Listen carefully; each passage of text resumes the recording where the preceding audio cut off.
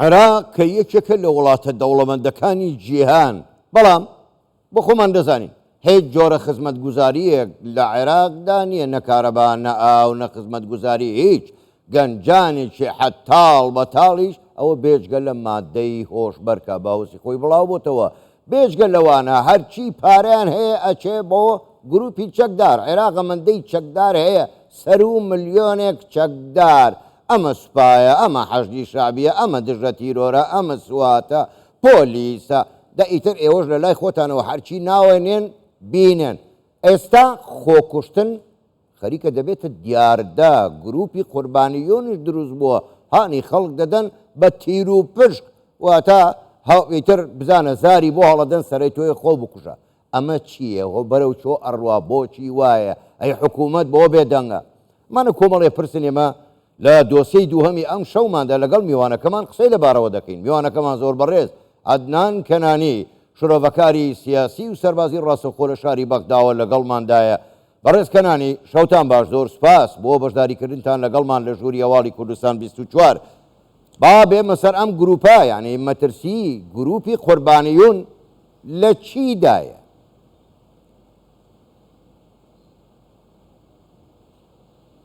بسم الله الرحمن الرحیم. بەناوی خودای بەخشندەی میهرەبان. سەڵاو لە ئێوە بینەرانی کوردستان 24. زۆر سوپاس بۆ ئێوە. ڕاستیەکەی ئەم گروپە توندڕەوانە کە هەڵگری هزرێکی توندڕەون، هەوڵ و ئامانجیان ئەوەیە کە هەندێک ئەقڵ بشۆنەوە و چەواشەیان بکەن.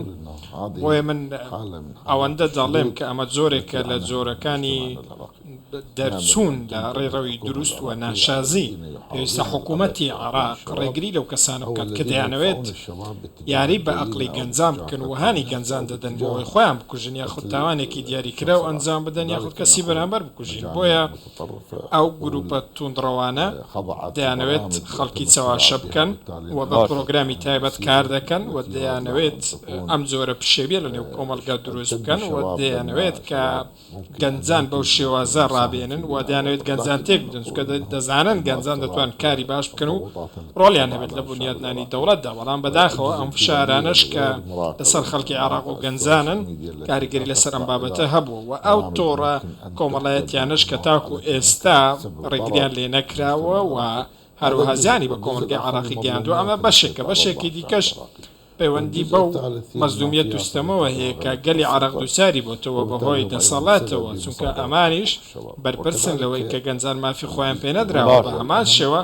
خاڵێکی جەوهەری دیکە هەیە کە دەستگا هەواڵگریەکان کە هەندێک کەسایەتیان با بڵێین خسۆتە سەر دەسەڵات بووە بەهۆی ئەوانەوە هەندێک پرۆگرام هاتۆتە دی کە ئەوان ویستیانە خەڵکی عێراقی ئەم پرۆگرامانە پەیڕۆ بکەن. بۆیە ئێمە دەڵێن هێزە نیشتیمانیەکان پێویستە ئاگداری ئەم بابەتە بن، گەنجان پێویستە ئاگدار بن کە گەنجان سامانی ڕاستەقینەی دەوڵەتن و ئەو بنەمایە مامەڵەگەڵ گەنجاندا. بەڕێز کەنانی، ئێستا دیاردەی خۆکوشتن لە بەغداوە بەرەو خوار، یعنی لە ناوەڕاست و خواروی عێراق زۆر زیادی کردو. تەنها لە یەک مانگدا 25 کەس خۆیان کوشتەوە، واتە ڕۆژانە بە معدل یەک کەس.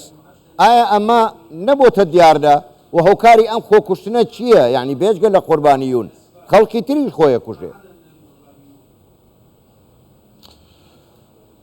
يعني الحقيقة بعض الجرائم التي حدثت ڕاستەکەی هەندێک لەو تاوانانەی کە بەم دوایانە هاتوونەتە نێو خاکی عێراقیەوە دەکرێت کە وردی باسییان بکەین، بەڵام هەندێک ئەو تاوانایی کە هەیە بەبوونی با بڵێ میدیایەکی ئازیاد تاوانەکان دەرکەوتون و هەندێک لایەن پێیان وایە ئەمانە خزاونەتە نێو کۆمەلگای عێراقیەوە، بەڵام بەگشتی تاوان لە هەموو شوێنێک و لە هەموو ساتێکدا هەیە و لە زۆربەی وڵاتاندا ئەمە دیاردەیەوە هەیە و لە زۆربەی وڵاتانیش بەمان بەڵام بەگشتی ئەوە ئێستا لە عێراق ڕوودەدات بەهۆی دوو پێکاتەی سەرەکیە و یەکەمیان هەژاریە، دووەمیان برسێتیە.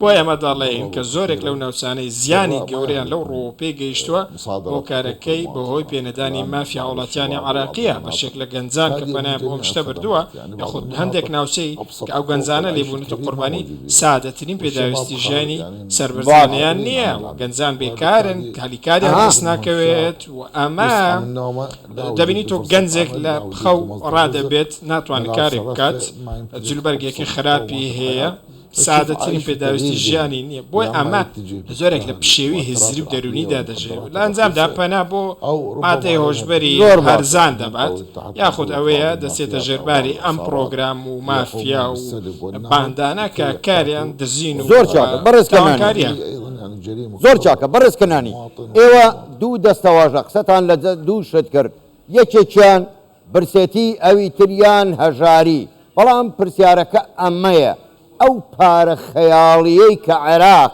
لە هێزە چەکدارەکانیدا سەرفی دەکا و یەک دوژمنیشی نییە هەر دوژمنی وەهمی نەبێ ئەگەر ئەو پارەیە بۆ گەنجان بۆ چاکردنی ژێرخانی ئابووری عێراق سەرف بکرێ ئەم دیاردانە ئەمێنێ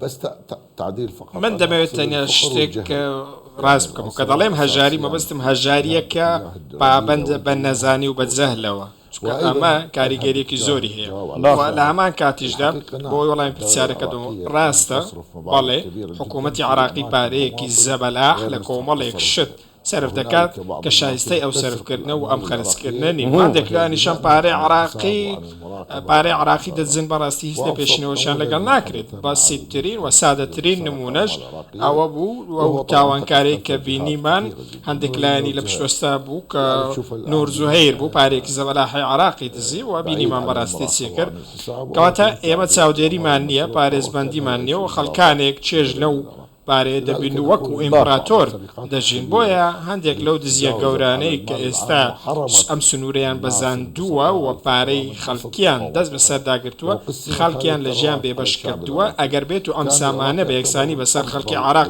دابش کرابە عراق دەبوو یەکێک لە باشترین وڵاتەکانی جیهان لە ڕووی پێشکەوتن و پەرسەندنەوە بەڵام زۆر بەداخەوە ئێستا ئێمە دابڕانێکمان هەیە بۆشاییەکمان هەیە گەنجانێکمان هەن لە خوارەوەی هێڵی هەژارین زۆر لە خوارەوەن و خەڵکانێکی دیکەشمان هەن چێژ لە سامانەکانی عراق دەبینن بۆستم سامانە دزراوەکانە و ژیانێکی زۆر خۆشیان هەیە تەنانەت ئۆتۆمبیلەکانیان زارکفتە کراوە و ژمارەی پێوانەیی و بەڕاستی گەردوونی دەبینین لەلایەن هەندێک کەسەوە لە خەرجکردنی پارە ڕەنگە ئامان کاریگەری لەسەر ئەوە هەبێت کە دروستبوونی جیاوازی و پێشەکردنی مافی هاوڵاتی بە هەدەردانی سامانی گشتی خراپ بەکارهێنانی دەوڵەت زۆر باشە زۆر بەڕێز عەدنان کەنانی شرۆڤەکاری سیاسی و سەربازی ڕاستەوخۆ لە شاری بەغداوە لەگەڵ ما بووی سوپاس بۆ ئێوە شەوتان باش